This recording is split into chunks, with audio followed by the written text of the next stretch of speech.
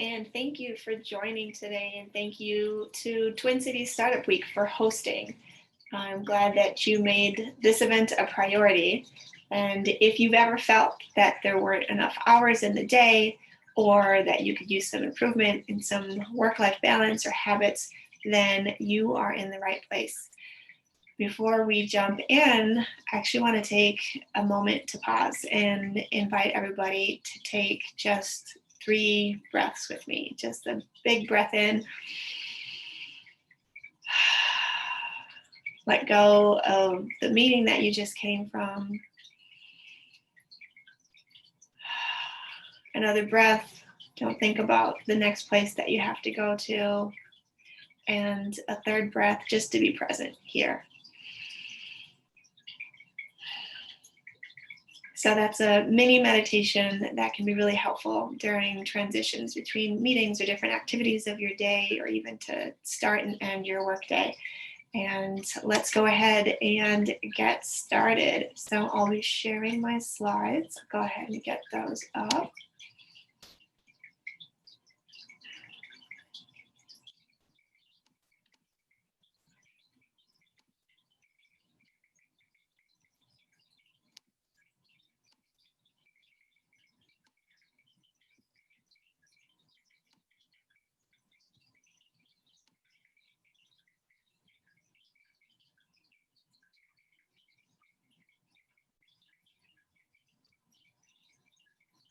All right, here we go. So you are attending Productivity with Heart, aligning your schedule with your values. I'm Tamara Torres, founder and coach with Optimal Results Coaching.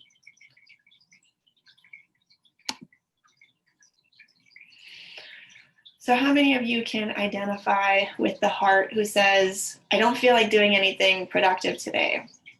I've honestly had days like this and sometimes even weeks, and I think it's something that we can all relate to. And as important as productivity is, and you'll learn lots of ways today to be more productive, it's also important to decide when to be productive, which is not all the time. So my hope is that you will leave excited to implement productivity with heart. You'll discover the steps to create days and weeks of spending time in a way that reflects what matters most. And just being open to making changes is a great first step. So we'll take a look at a little more about my story, where the time goes, clarifying values, scheduling with heart, and some next steps. So this is where I was in my life 10 years ago. I was a family physician in Phoenix, Arizona, and I had a wonderful, very satisfying work life, and my home life was less than satisfying. I was recently separated from my husband, and my father, who's in the picture there, had just been diagnosed with terminal cancer. So I decided to take my daughter, who was just turning 3 at the time, and move across the country back to Minnesota to be closer to my father. Unfortunately, the laws regarding naturopathic medicine, which I had practiced in Phoenix in the primary care setting, were not very conducive for me to continue practice in Minnesota. I wasn't able to prescribe medications in particular under the local scope of law, and I couldn't just open up a new practice and start fresh.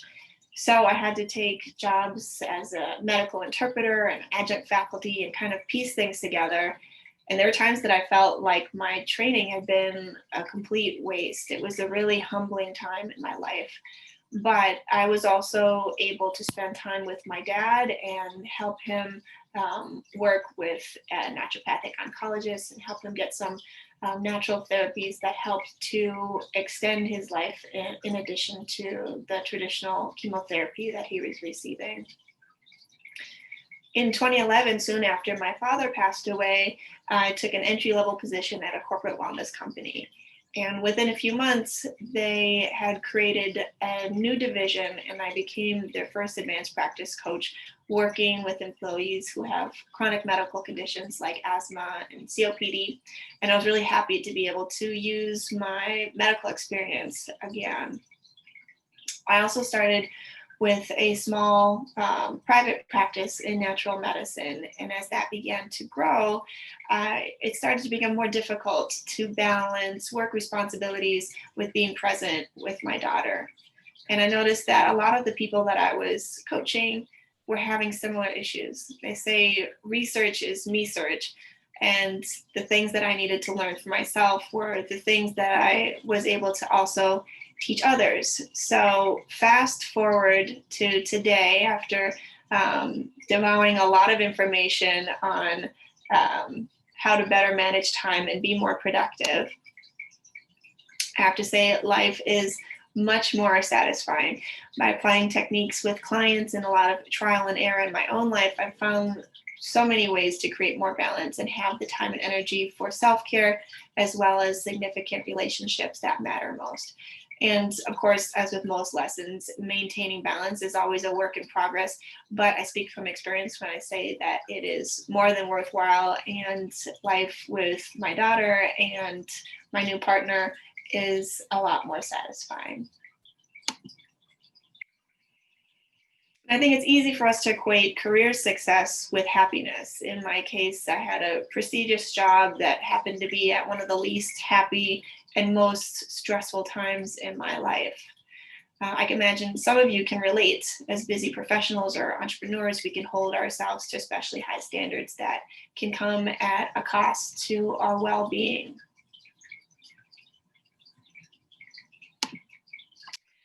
And there's research that shows that increased wealth does not increase happiness, and meaningful relationships can have the most positive impact in our lives.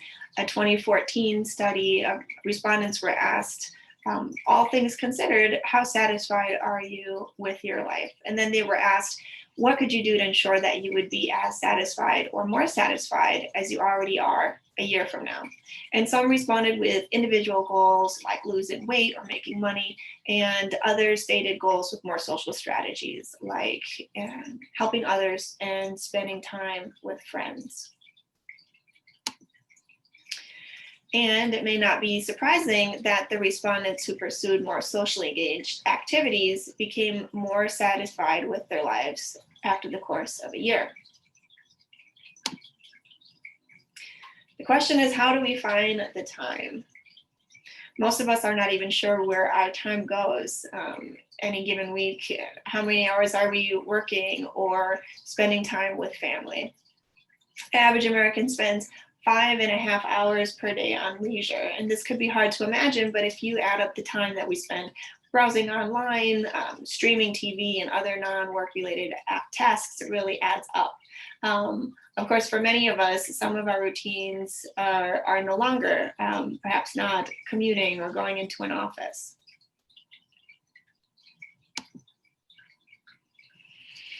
And working from home has changed considerably. It used to be a benefit of having your own business or an employee perk for others. With fewer interruptions from colleagues, you could get more focused work done. The reality today is that we have new coworkers, and some are barking for walks and others are spilling cereal on their onesies. We won't track our schedules on paper today, as I'll sometimes do in gatherings, but I do recommend it as a really powerful and eye-opening activity, and I'll share some of my calendars with you. So this is a log from a year ago, August. It was an especially busy week for me. For my coaching business. Most weeks I'll spend 10 to 15 hours on my business and about 30 hours on the corporate, which is down here. But there's also plenty of time with, there's time set aside for family and friends, more time than now related to driving and taking my daughter to different activities, but plenty of time still for sleep and for my partner and time to relax. And if we think about a third of our lives is spent sleeping, another third is spent working, that means we still have a third of our time for recreation.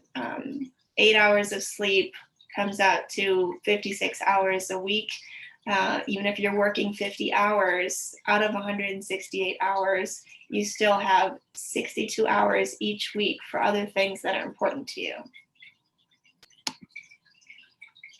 So this is from August of this year, more of an ideal schedule for me, a little less time on coaching business, a little less time with work,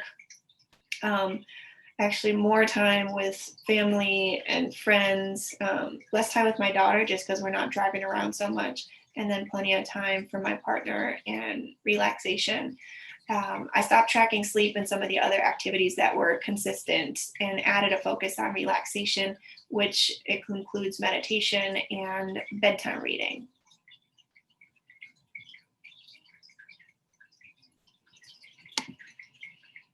And it's important to remind ourselves what really matters. Being intentional with our time now helps us to avoid regrets. And Bonnie Rare, who's an Australian hospice nurse, documented the most common regrets she encountered with her patients. And some of the top regrets are, I wish I hadn't worked so hard. I wish I had stayed in touch with my friends. I wish I had the courage to live a life true to myself, not the life others expected of me. So one of my goals in working with clients is to help them avoid these regrets by managing how they're spending their time each week and month, so that they're not having regrets through years. And the first step to time management is really to clarify your values. A simple definition of personal or core values is just something that's important to you. And for this exercise, I'll just have people take a moment to read some of these different values and think about which ones really speak to you, which ones are things that you relate to and are an important part of your life. I want you to write down 5 or so of these values that are meaningful. And it's really important that you write them down. And just to make sure that you can see well at the top and the bottom, these are adventure, gratitude, optimism. And down at the bottom, we have generosity, meaningful work, wealth, and nature.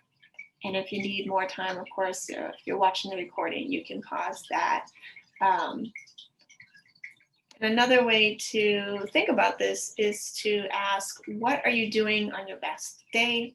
Or who or what makes these days great? When was the last time you got into a flow state? Thinking about some of these highlights can help you identify what's important to you and what has the greatest positive impact on your enjoyment of your time. Once you have identified a few of these goals, many of them can be put into action. So see where maybe some of yours fall on the list here. If a value is love or friendship, making time to connect with those people you love. Communication can be household meetings. It can also be meetings with your colleagues or stakeholders. Service can include volunteering or philanthropy. Growth can be reading or courses, other personal or professional development. Health can encompass exercise, nutrition, all kinds of things to maintain physical and mental health. Happiness are activities that bring you joy, and spirituality, of course, is very personal. It could be an individual or community prayer or meditation practice.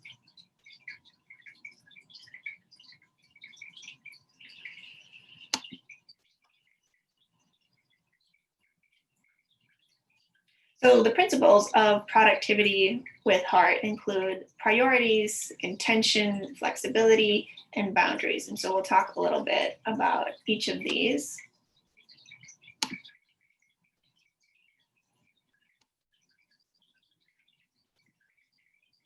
Priorities means tackling the bigger tasks first and setting aside ideally dedicated blocks of time. I think it's easy for us to see these large important tasks and then the smaller ones, and we have to decide, and it's easier to sometimes just focus on the smaller. But these important tasks are just that, and they definitely need our focus and attention.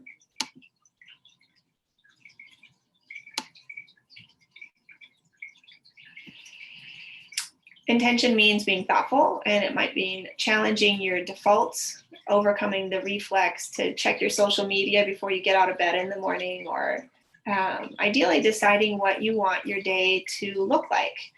I realized in doing some morning intention setting that the same themes were coming up over and over. I wanted to have presence to complete my tasks, and also presence for my loved ones. It's also really important for me to create connection during work and in my home life.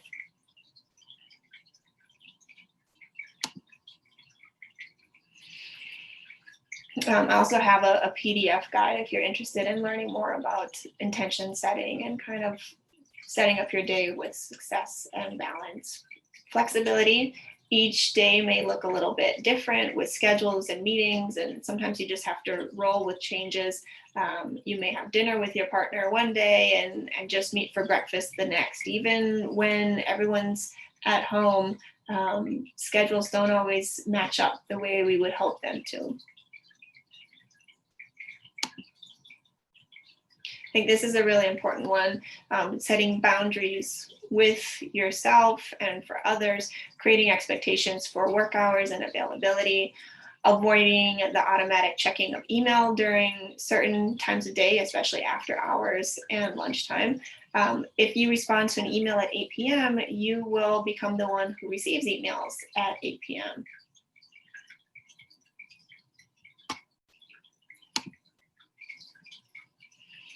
And an example of distraction, since humor is also one of my values, I like this cartoon that says, in an effort to improve my productivity today, please send all inter-office memos and work-related materials to me via Instagram or Facebook.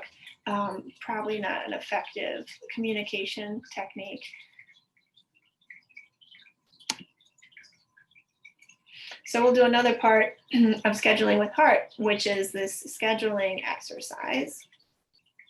And this is an important part of managing your time and improving your habits so that you really have the time and energy for what matters most.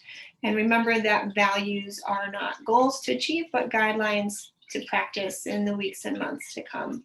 So ideally choose 1 to 2 actionable values from your list of 5.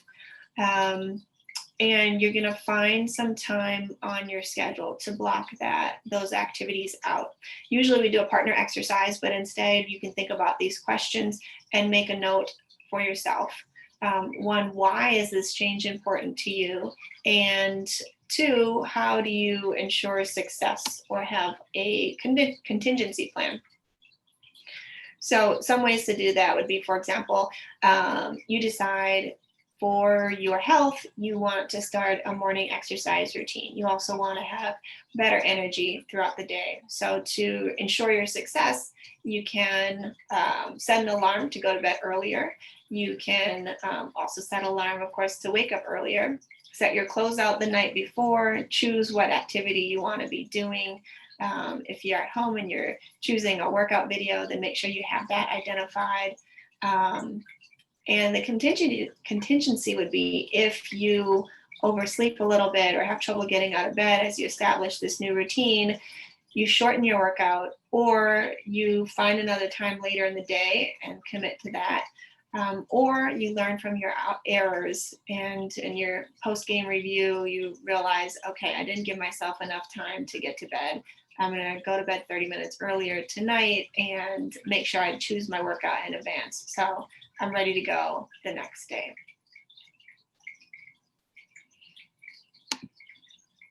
This is sort of the advanced course with scheduling, and not everybody wants or needs to fully block out their day, but this woman actually has her morning shower and prep, breakfast with family, hour commute, labeling emails.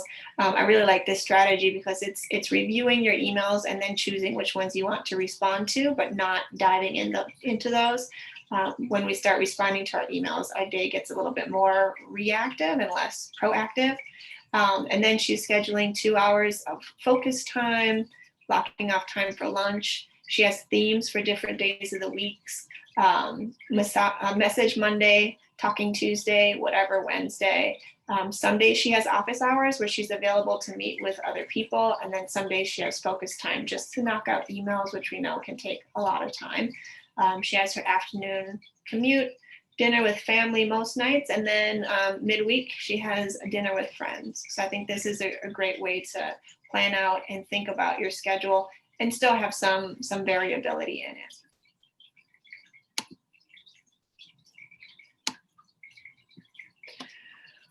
So Nirayal, who's a great thought leader, wrote Indistractable. He talks a lot about distraction and time management and hacking back technology. And some of my favorite productivity hacks, keeping in mind that technology can be a great master, but a poor servant if we can find ways to use technology to our benefit. I like these 3 Ps. The first is the Pomodoro. I'll use a Pomodoro app or a little timer that will show my progress. Actually, I have one here. This is a time timer, so you can set how much time you have left. And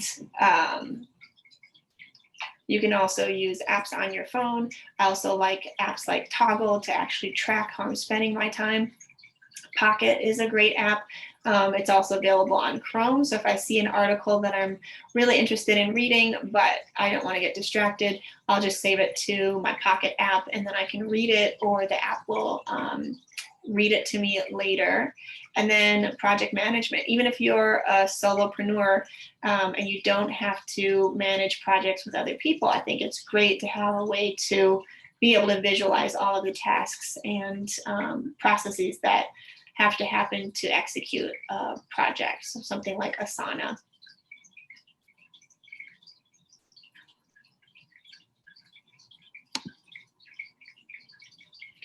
And here's an acronym that I like to kind of describe how to be more focused and productive during your day to get stuff done. And that way you have more time and energy later for non-work related tasks.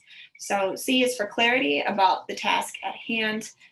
You can't claim to be distracted from something if you don't know what the task is that you're supposed to be working on. For myself, I find it helpful to choose kind of my top couple of priorities the evening before, so that when I get up in the morning, when I'm still waking up and maybe don't have as much clarity, it's easy for me to remember the top 3 because they're on my calendar for the next morning. Listen to what you need in terms of your personal preferences, the hour of the day. As a morning person, I prefer to do my focus time before lunch. And if you're a night owl, maybe you get a second wind and you get a lot of work done in the evening. Also in terms of environment, ideally in the summertime, I would say that would be like an outdoor cafe for me, or in a co-working space where I can feel the energy of other people who are also focusing on their own projects. E is engaging with your heart and your mind, doing everything you can to be fully present and really giving yourself to the task at hand.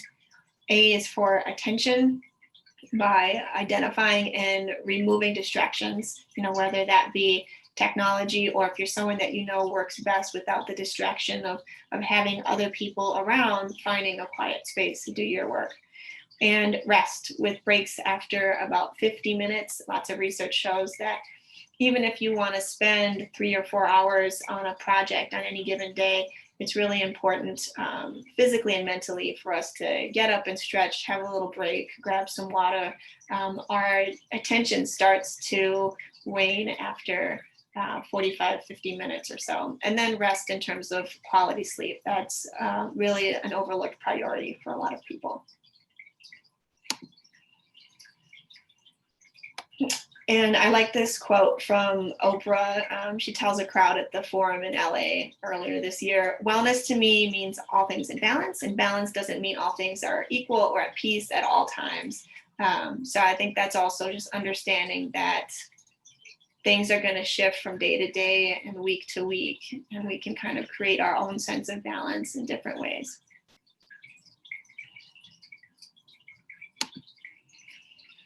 So this is definitely what I see in my coaching. What we measure improves, and what we report back shows further improvement. So it can be really helpful to have some accountability. Most of us are going to be more successful and follow through. So even if you didn't have a chance to connect with somebody during the live Productivity with Heart session, I hope that you can find somebody else who attended Twin Cities Startup Week and schedule a time to reconnect on your progress, or even someone who didn't complete today's exercise. You can still recruit a friend or a colleague to share your goals and check in about 2 weeks from now. If you're looking for more ways for accountability and productivity, I'm offering a 6-week course on productivity through presence, which teaches the mindful advantage to work and life. And you can find me on LinkedIn for more information there. So in closing, I really want you all to remember that how we spend our days is how we spend our lives. And each day really is important, really does matter.